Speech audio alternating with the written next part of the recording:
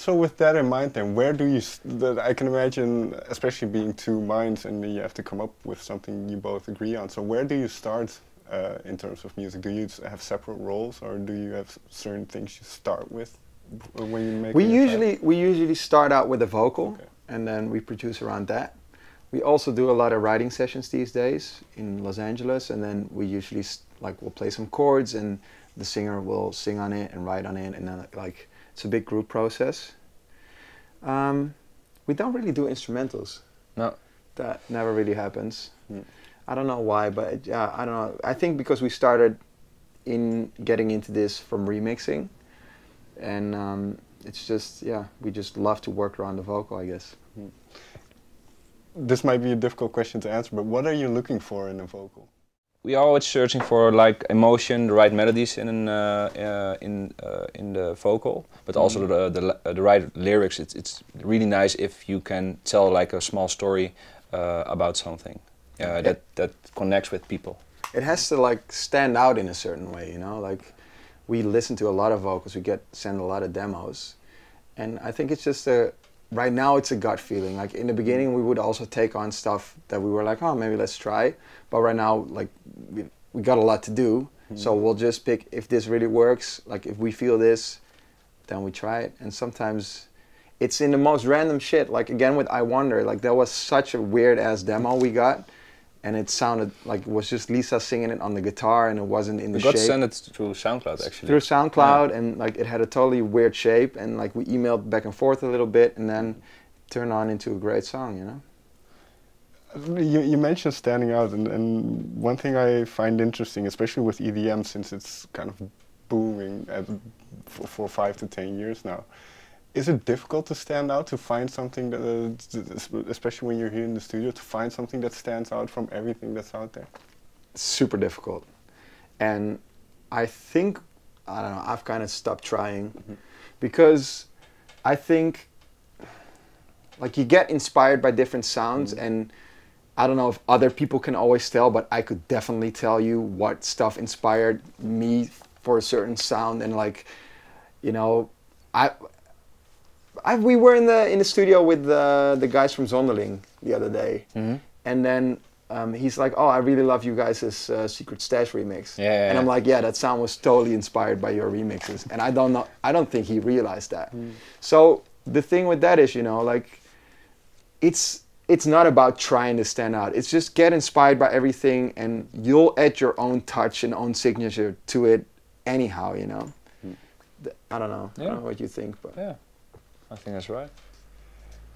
Then you mentioned you kind of know where your influences or inspirations come from. So with let's take the latest track, By Your Side. Do you remember what kind of inspired that sound? Well, yeah, we did it with Jordan J in the studio.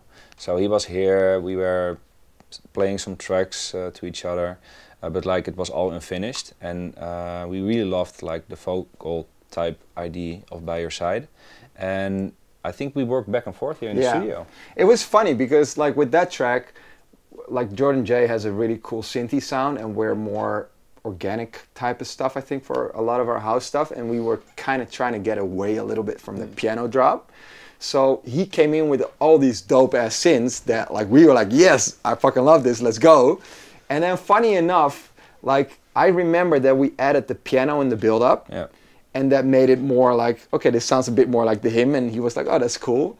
But then it really turned out that all the synth stuff that was going on was a bit too complicated and was a bit too much. And then it turned out way more like back to our sound again for some reason, but with synths. So yeah, that's the dope thing about a collab.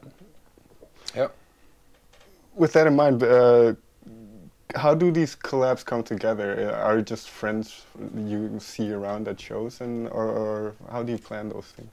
Well, we met Jordan J at Ultra Festival this year, and he's a beast. He was sending us like every week new instrumentals, and like we were really busy with touring, and I think like 2 or 3 months ago something he sent us like a bunch of tracks, and we said, dude, let's make it a day for in the studio, and we hooked up over here, and yeah, we started working. So it can go like in a lot of different ways. Yeah, So that's exactly how it went. Yeah. And to come to the now, then you mentioned when we started this interview that you went to LA and you wrote about 6 new songs. So what do you notice about what you're working on now? Is there a certain sound coming through? Or?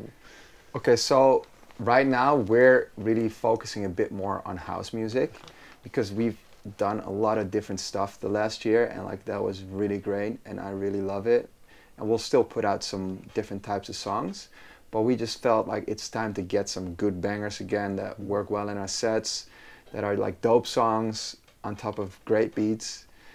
So yeah, we feel that for us at least is definitely coming back.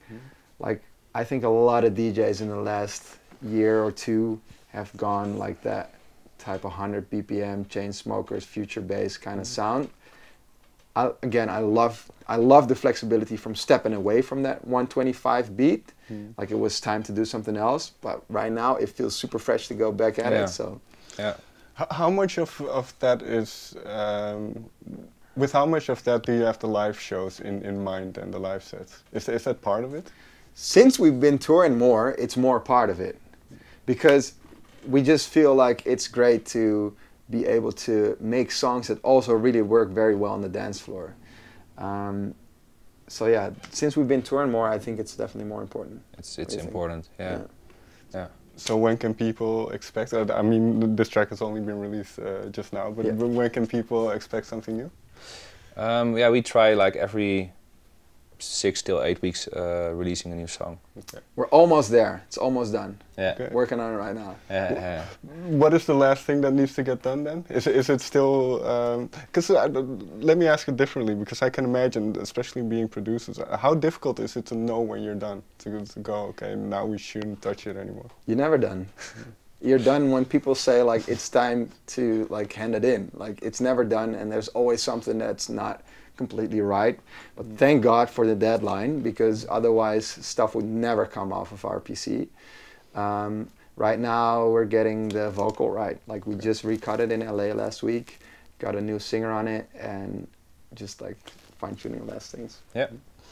Final question then. I saw a bit of the TV program you were in last year, The Next Icon, and in it you said, well, you're doing well in America, and you're focusing on Europe a little bit. So in your own opinions, how well is that going? So it's great. It's sick, man. Now, like, to be honest, it's really funny that you mentioned this, because I could not expect that all the gigs that we played here in Europe would happen in this kind of matter. It's nuts. Like, it was already freaking crazy for us to come out of the gates touring and doing like 80 shows in America, which is like completely unheard of.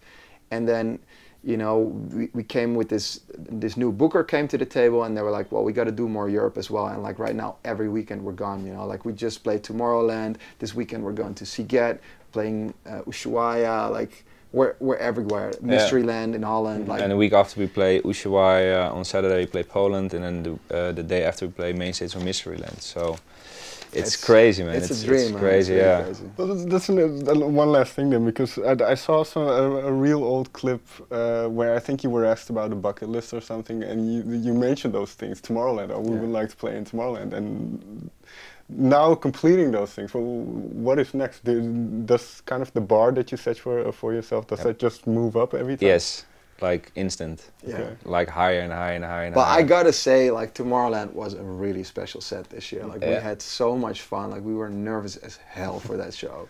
And, like, everybody was there to watch us, and it was so much fun. Like, to me, it's still one of my favorite shows, probably of this year. But yeah, I was thinking about Lollapalooza. Yeah, Lollapalooza was insane too. The bar does keep moving, you know. It does, because there's always, like, we're constantly wanting to improve ourselves, and it's not about status or like more money or whatever. It's just that we want to push ourselves, and to push yourself, you always need to make the mountain a little bit higher than last time. So like if we end the set like at Lollapalooza, we are already talking about what and it's maybe a little bit stupid. Instead of like enjoying the moment that it went great, we are start talking about, okay, what can we do different or better next time, and sometimes I hate myself for doing that because it's sometimes good to enjoy the moment, you know. So that's maybe the thing we should learn. Yeah, along the road. But do you have something in mind now? Do you have something kind of, okay, that's one thing we still want to do, we still want to There's so much we still want to do. It's impossible. Like, there's so much, like headlining those type of festivals, like playing Coachella one day, or like Glastonbury, or like doing your own concert tour through Europe or America. Like, how cool is that? You know, like all that type of stuff. And raising the bar with streams, Yeah. going to the first 50 million and maybe once a time like 100 million plus on a track. That kind of stuff is will be great. Yeah. Well, can't wait to see what you do. Yeah, man. All right, guys. Thank you very much for your time. Thank Thank you. you.